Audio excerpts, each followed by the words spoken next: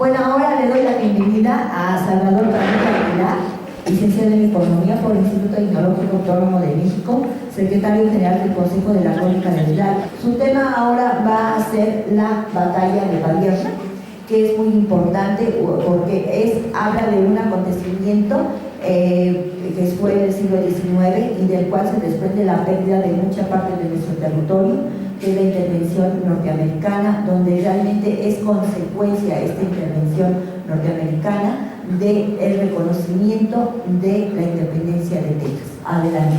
Muchas gracias. Me da gusto estar aquí en este encuentro para celebrar los 690 años de la fundación de México Tenochtitlan. Esperamos vernos dentro de 10 años para celebrar los 700 años. Cuando se propuso este tema y preguntaron a los cronistas sobre con qué tema podíamos participar para celebrar este evento, pues a mí se me ocurrió que era muy importante para la Ciudad de México el tema de la batalla de Padierna,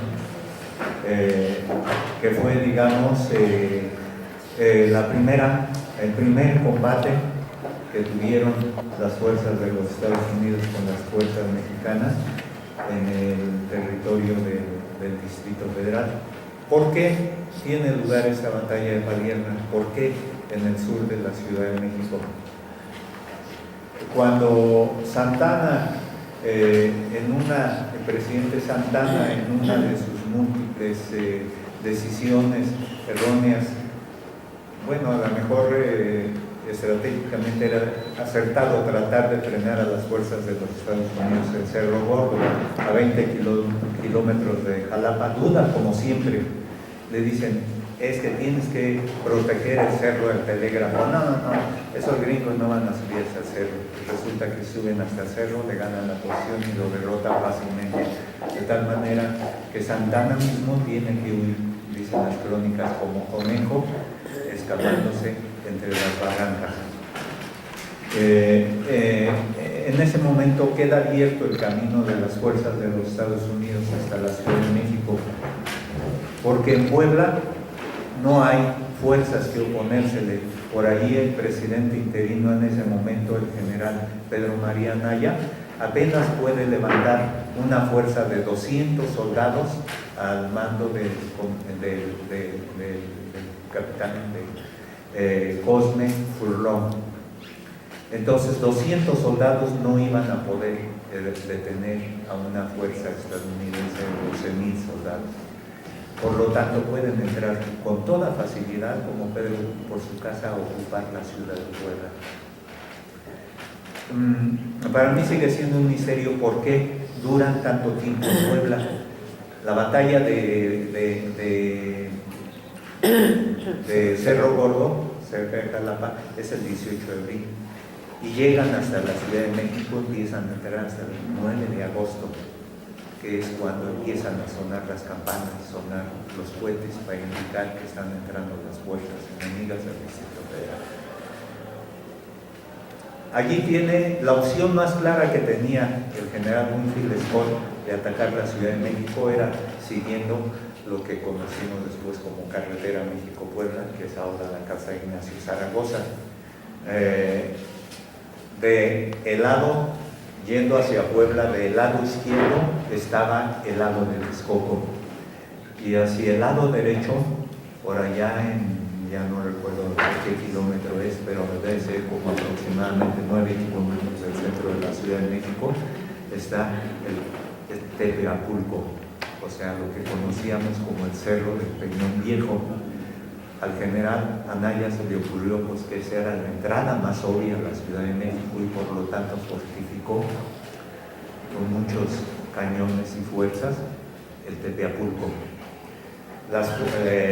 Las avanzadas de Winfield Scott le informaron de esa situación, entonces él valoró, entro por ahí, me expongo a ser cañoneado desde posiciones de altura y no tengo salida fácil porque puedo enfangar a los soldados en el lago de Texcoco, decide regresar y entrar a Chalco. Por eso es que de Chalco Ayotzingo nuevamente es invadido. Por ahí veo una ponencia donde habla de que Chalco fue el camino de Hernán Cortés. Entonces Chalco fue también el camino para la entrada de las fuerzas de los Estados Unidos, o sea, bordeando los lagos por el extremo sur. Esa es la razón por la que entre el 12 y el 14 empieza el recorrido de las fuerzas de los Estados Unidos, sin que las fuerzas del general Santana los utilicen. Los únicos que los utilizan son las guerrillas, o sea, esos grupos sueltos que son nada más un piquete de mosquito a las fuerzas de los Estados Unidos. El piquete de mosquito es molesto por lo imprevisto, por su zumbido, porque siempre están allí las fuerzas de la guerrilla hostilizando la retaguardia de la fuerza de los Estados Unidos, pero no son para detener su avance. El general Santana solo va vigilando por dónde van las fuerzas. Vuelve a aparecer el general Santana en la hacienda de San Juan de Dios, que está ya a 1,5 kilómetros de Tlalpan, pero también nada más para vigilar su paso. Los únicos que salen a hacerle frente después de que las fuerzas de los Estados Unidos toman Tepepan es una partida miserable de 36 soldados cuyo mando está el general, el licenciado Pérez Fernández, que es el vicegobernador del Estado de México. Recordemos cómo Tlalpan en esa época era parte del Estado de México. De esa manera entra también con mucha facilidad la avanzada de las fuerzas de Winfield Scott a Tlalpan, lo toma 2.800 soldados y ocupa todas las grandes fincas de Tlalpan. Y tienen que ser todas las grandes fincas porque, digamos, aunque autores como Rivera Cambas especifican qué fincas fueron tomadas, yo asiento que fueron todas las grandes fincas de Tlalpan, porque las fuerzas de los Estados Unidos no permitían que en esas fincas, que eran de una manzana completa, y en Tlalpan una manzana completa es mínimo 2 hectáreas, y hay fincas de hasta 4 hectáreas. Entonces no podían permitir que allí estuviera escondida una fuerza enemiga que les hiciera un daño considerable cuando ellos estuvieran descansando en la noche. Entonces tuvieron que haber sido todas las grandes fincas, incluyendo la parroquia, incluyendo el edificio que se conoció después como edificio de la Moneda, que es la secundaria 29, todas las grandes fincas. Ocupa también los ranchos cercanos, como el rancho de Peña Pobre, el rancho de la Merced, que está pegado a Peña Pobre. Llegan allí el 17 de agosto de 1847. 2 días después, hacia las 11 de la mañana, empiezan a salir las fuerzas hacia Padierna, porque estando en Tlalpan tienen la posibilidad de entrar directamente por la carretera México-Iztapalapa, actualmente calzada de Tlalpan, pero resulta que también allí la hacienda de San Antonio, que está aproximadamente a la altura de lo que fue hasta hace poco el Registro Federal de Automóviles, del lado contrario de esa avenida, por donde está la W Radio actualmente, ahí estaba la hacienda, la casa principal de la hacienda de San Antonio, y estaba también fuertemente armada. Entonces dice, bueno, pues entonces nos vamos cruzando los pedregales de lo que conocemos como el Pedregal de San Ángel, o sea, por el camino a Santa Teresa, que todavía existe el camino a Santa Teresa, serpenteando entre la lava, llega muy cerca de Santa Teresa, ya en la delegación de Contreras, y de ahí baja a San Ángel. El rancho de Padierna, ¿dónde estaba? El rancho de Padierna estaba justamente enfrente de donde hoy está el hospital Ángeles, lo que conocíamos como Humana, el Hospital Humana. Entonces allí del otro lado del periférico, ahí está el rancho de Padierna. La batalla comienza a eso de la 1 de la tarde, hacia las 12 de la tarde del día, las fuerzas mexicanas. Hay que ver dónde están los puestos de mando. Uno en el cerro Zacatepetl, allí es que se instala el general Winfield Scott, que es el que está allí juntito a Perisur. Esa loma más alta que está ahí sobre el periférico es el cerro Zacatepetl. Y del otro lado del periférico, enfrente en otra loma, está la loma que se llamaba del Pelón Cuautitla. Allí es donde el general Valencia, que es el jefe de la División del Norte, que así se llamaba, donde instala su puesto de mando. Comienzan las hostilidades y los Estados Unidos empiezan a avanzar directamente a atacar una parte de sus fuerzas, el rancho de Padierna, y otra empieza a dar la vuelta entre veredas del Pedregal, lo que quiere decir que las fuerzas de Estados Unidos tenían guías mexicanos para conducirlos por esos senderos que solamente podían conocer los mexicanos.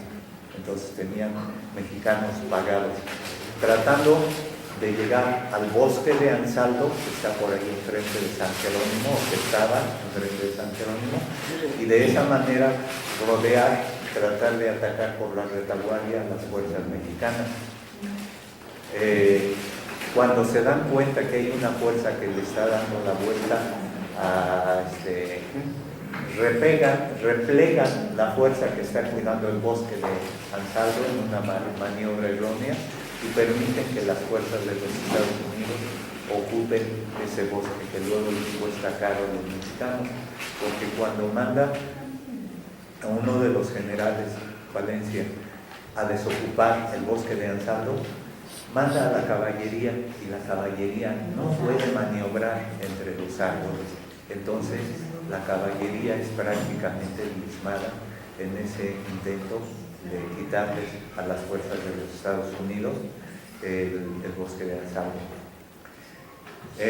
También por el centro, hacia las 2 o 3 de la tarde, las fuerzas de los Estados Unidos lanzan un fuerte ataque y toman el rancho de Padierna. Las fuerzas mexicanas, como se trata de la división del norte, o sea, la división más importante, de más experiencia del ejército mexicano, se replegan, pero se replegan en orden, se van retirando, ceden el rancho de Padierna. De esa manera queda la amenaza de la pinza que puede cerrar por las espaldas al ejército mexicano y la fuerza que ha tomado el rancho de Padierna. Pero las fuerzas mexicanas no estaban mancas, como se dice, ¿verdad? No estaban desarmadas.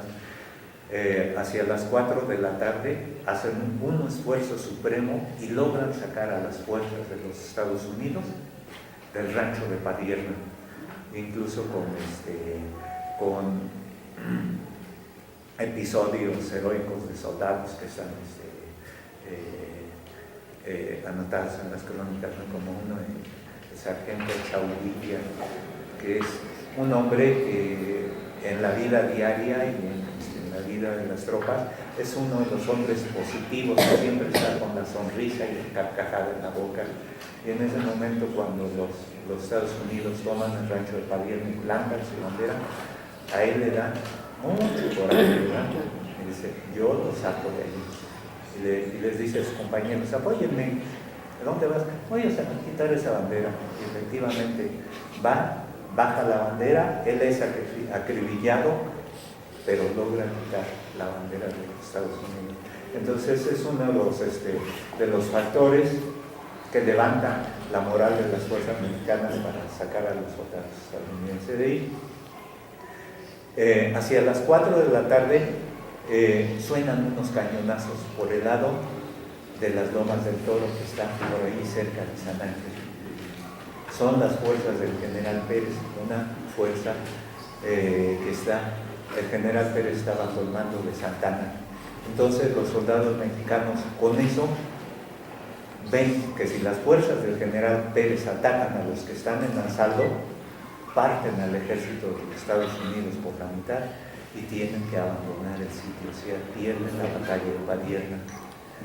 Pero, como decía yo, las fuerzas del general Pérez están comandadas todavía más arriba por el general Santana.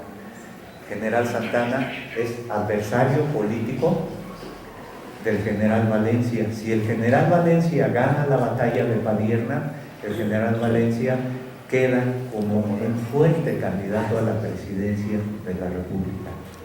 Entonces el general Santana decide no darle la victoria al general Valencia y dársela a las fuerzas de los Estados Unidos. Decide no atacar a las fuerzas del general Winfield Scott.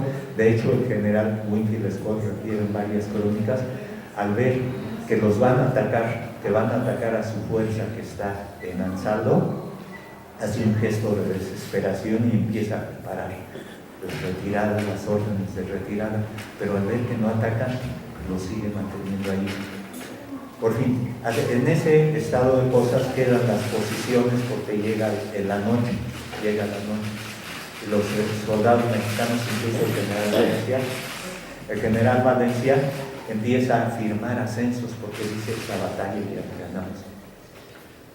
Pero el general Santana en la noche le envía mensajes: no te voy a matar así, retírate. Y el general Valencia dice: yo me quedo aquí a defender el sitio. Por la noche cae un fuerte aguacero, de esos que suelen caer por aquí en los rumbos de Contreras y de Tlalpan. Y al día siguiente empieza la batalla a las 5:30 de la mañana.